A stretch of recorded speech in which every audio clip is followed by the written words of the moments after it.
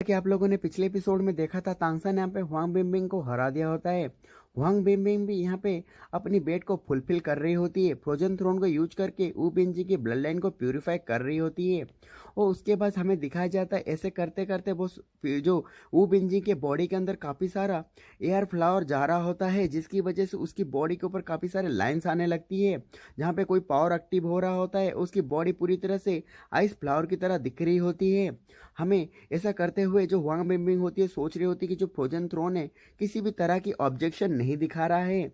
और वहाँ पे वो और सोच रही होती है कि अगर ऐसी बात है, आइस ग्लैंड की जो ब्लड लाइन है वो ह्यूमन ब्लड लाइन से सिमिलर हो सकती है और फ्यूचर में हम दोनों कंबाइन होके हमारी जो क्लैन है वो आगे बढ़ सकती है।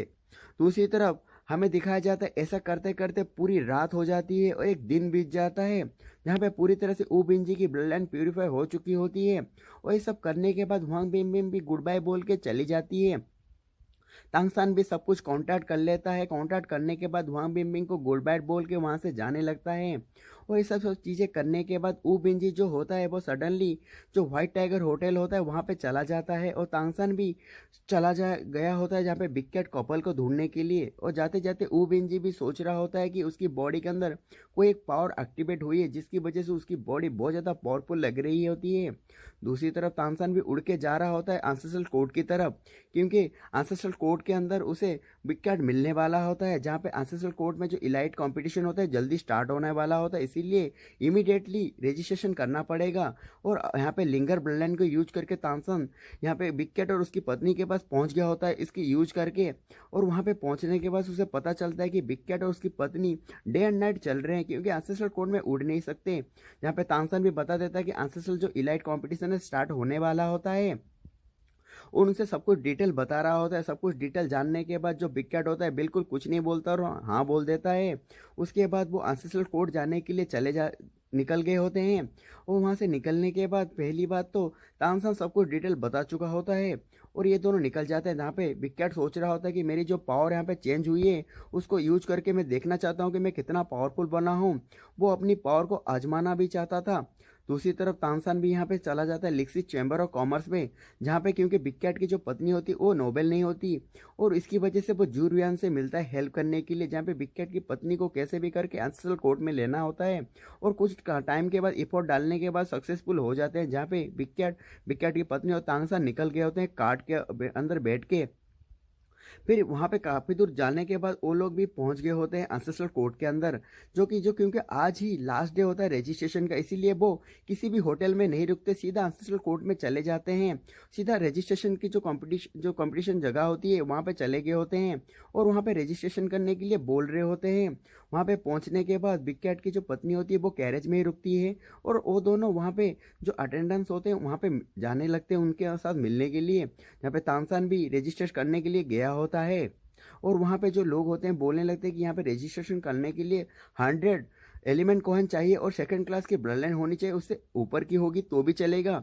और ब्लड लाइन टेस्ट पहली होनी चाहिए, क्योंकि ब्लड लाइन ही सब कुछ इंपॉर्टेंट होती है। ऐसा बोलने के बाद बोलने लगती है कि अपनी जो खून है यहाँ पे ड्रॉप करो, ये टेस्टिंग इंस्ट्रूमेंट है, ये बता देगा कि तुम्हारी ब्लड लाइन कितने पावरफुल है, जो तुम लोगों की ब्लड लाइन यहाँ पे एक्सेप्ट की जाएगी कि नहीं। ये कहने के बाद बिग कैट को वो बोल रही होती कि आ जाओ तुम्हारी ब्लड लाइन डालो। बोल रही होती कि अगर ये 3 फीट ऊपर गया तो तुम्हारी ब्लड लाइन फोर्थ क्लास को होगी, अगर 6 फीट से ऊपर गया सेकंड क्लास की ब्लड लाइन होगी। यहाँ पे बिग कैट भी अपनी ब्लड लाइन को यहाँ पे ड्रॉप कर दिया होता है और ड्रॉप करने के बाद जो मीटर होता है वो तेज़ी से ऊपर जाने लगता है और वो भी बोल रही होती है कि 15 फीट से ऊपर जाएगा तो फर्स्ट क्लास ब्लड लाइन होगा। जैसे वो ब्लड लाइन गिरा होता है वो जो ब्लड लाइन की मीटर होते हैं तेज़ी से ऊपर जा रही होती है, जहाँ पे वो लड़की बोल रही होती है कि ये तो फर्स्ट क्लास ब्लड लाइन है और ये जो ब्लड लाइन है ये टॉप 10 में भी जा सकती है। ये जानने के बाद वो जो लड़की होती है बिग कैट से बड़े रेस्पेक्ट से बात करने लगी होती है, क्योंकि बिग कैट के पास फर्स्ट क्लास ब्लड लाइन होता है और उसकी पूरी तरह से रेस्पेक्ट दे रही होती है। दूसरी तरफ वो बोलने लगती है यहाँ पे इंडिविजुअल है, डबल कंपटीशन है, तुम क्या करना चाहते हो। यहाँ पे बिग कैट पूछ रहा होता है कि डबल फाइटिंग क्या है। जहाँ पे वो लड़की सब कुछ बता दी होती है कि डबल कॉम्पिटिशन क्या है, जहाँ पे बिग कैट बोल रहा होता है कि चलो हम दोनों डबल पार्टिसिपेट करने लगते हैं। यहाँ पे तांगसान भी पूछ लेता है कि क्या मैं यहाँ पे पार्टिसिपेट कर सकता हूँ। यहाँ पे वो लड़की बोल लेती है ह्यूमन बिल्कुल अलाउ नहीं है इस कंपटीशन में, भले ही ह्यूमन यहाँ पे नोबेल हो फिर भी यहाँ पे अलाउ नहीं है।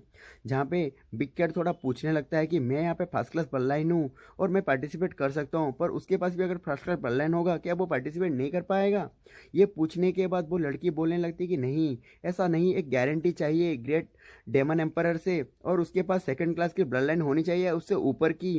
तभी तानसेन बोलते कि या गारंटी ठीक है, गारंटी के मुताबिक वो यहाँ पे एक शॉर्ट टोकन को दिखाने लगता है, क्या ये गारंटी के मुताबिक हो सकता है। जहाँ पे वो लड़की बोल रही थी कि ये तो शॉर्ट साइंड का टोकन है, हाँ ये हो सकता है। फिर वो बताने लगती है कि तुम्हारे पास जो टोकन है ये शॉर्ट सैंड का है, तू अभी यहाँ पे कंपटीशन पार्टिसिपेट कर सकते हो, पहले तुम अपनी ब्लड लाइन को टेस्ट करवाओ। ये बताने के बाद वो तामसन को बोल रही होती कि जो मीटर है उसके ऊपर अपना ब्लड लाइन डालो, जहाँ पे बिग कैट भी बोल रहा होता है कि चलो हम दोनों मिलके फाइट करेंगे, जो जहाँ पे हम दोनों इनविंसिबल हो जाएंगे और इसकी जो प्राइस है बहुत ज़्यादा है, इसी वजह से जाओ जल्दी जाके अपनी ब्लड लाइन को टेस्ट करो। इसी वजह से ये लोग काफ़ी ज़्यादा खुश हो गए होते हैं क्योंकि यहाँ जो प्राइज मिलने वाला होता है वो इंडिविजुअल भी मिलेगा और डबल भी मिलेगा, इसीलिए काफ़ी खुश होते हैं। तांगसान भी यहाँ पे टेस्ट कर लेता है। तांगसान दूसरी ब्लड लाइन को यूज नहीं करता, यहाँ पे बस लिंगर ब्लड लाइन को यूज करता है जो कि एक सेकंड क्लास ब्लड लाइन होती है। तानसेन चाहता तो फर्स्ट क्लास की ब्लड लाइन भी यूज कर सकता था, पर वो ज़्यादा अटेंशन नहीं जानना चाहता था, इसी वजह से वो लिंगर ब्लड लाइन को यूज किया होता है और बस पार्टिसिपेट करना चाहता होता है। दूसरी तरह हमें ये दिखाया जाता है इसकी वजह से यहाँ पे वो सिलेक्ट हो गया होता है। और ऐसे करते करते उसके बाद हमें दिखाया जाता है कि यहाँ पे 400 एलिमेंट कॉइन देना पड़ा होता है तांगसान को, इसी वजह क्योंकि काफ़ी ज़्यादा एक्सपेंसिव होता है और इसी वजह से तांगसान थोड़ा टेंशन में आ गया होता है। और रजिस्ट्रेशन फी जो होती है वो दे देने के बाद तांगसान वहाँ पे देख रहा होता है और सब कुछ यहीं पे सॉर्टेड हो गया होता है।